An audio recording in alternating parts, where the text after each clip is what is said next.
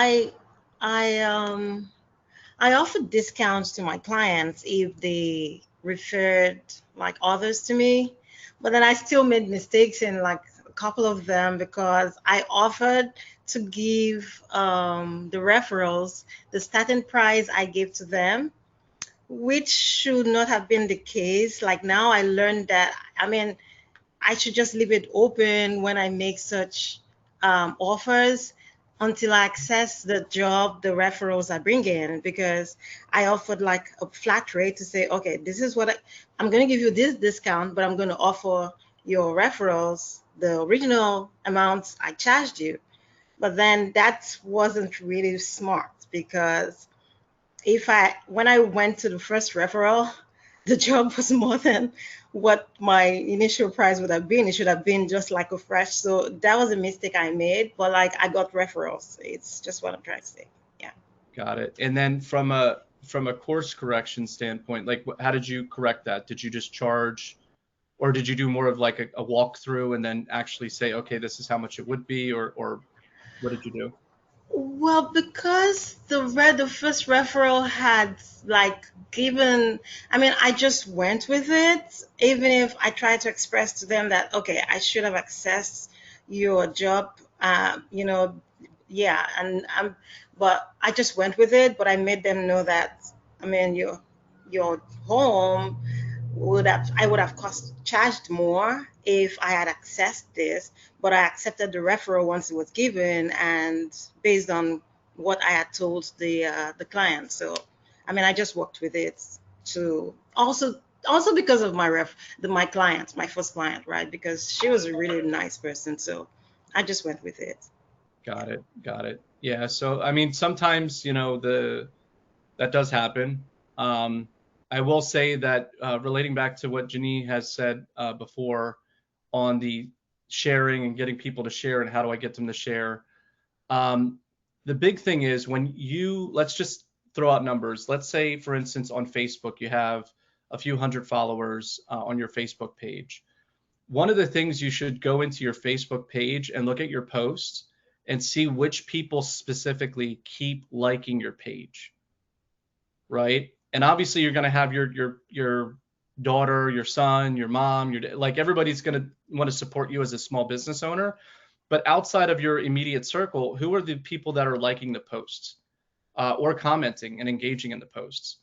Those people you would really want to have as advocates potentially, and even maybe directly message them and say, hey, I'm doing this referral program. Would you be willing to share this post? And then in exchange for, doing this. So that becomes a little bit more targeted, even if, and the way the Facebook business has worked over the years, it's changed a lot. So as an example, if you have 500 people on your Facebook page that like it and follow it, that doesn't mean when you post 500 people see it, right? And so there's boosting components, there's elements of retargeting your existing followers. There's a lot of things you can do. But realistically, you might, depending on how much Facebook has downgraded or upgraded your profile, you might only get 10% of that, right? So you might be only 50 people might be viewing that post out of 500.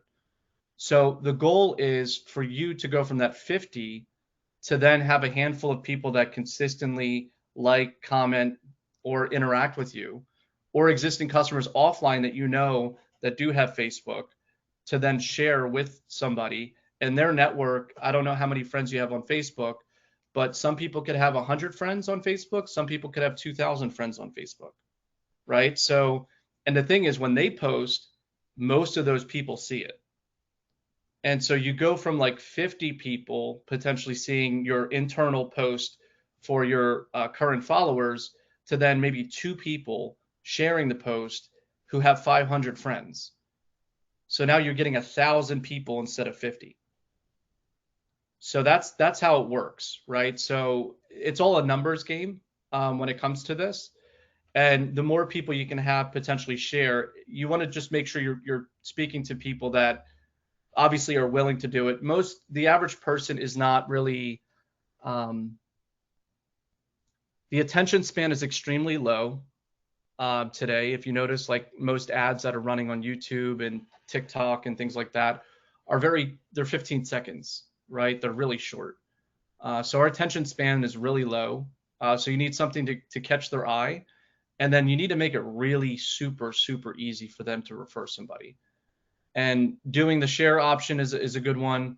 Um, on this list, which I haven't gone over yet, is a thank you card.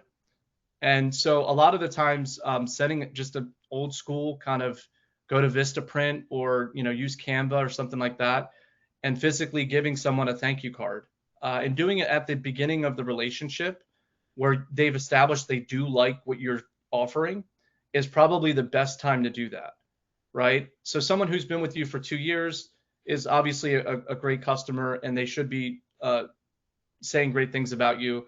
But having someone who you just finished their first or second job and then giving them the thank you card is the perfect time for you to ask, do you know anybody, in the neighborhood that would be interested? And you can have that direct, like offline conversation with them. So all the rest of these incentive programs are more kind of online, where you're promoting it online.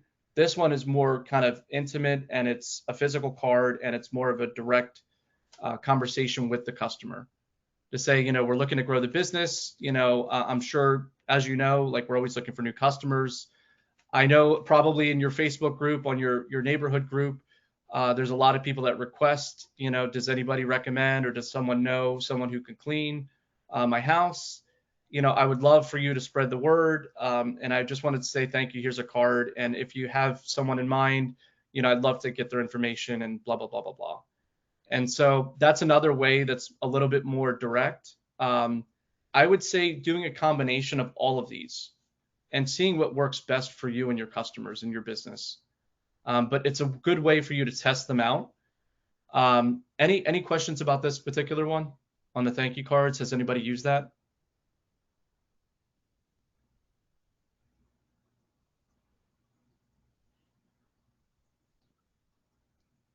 Mr. Kevin's used it. Okay. Kevin, how did that work for you guys? Kind of explain a little bit more about that program.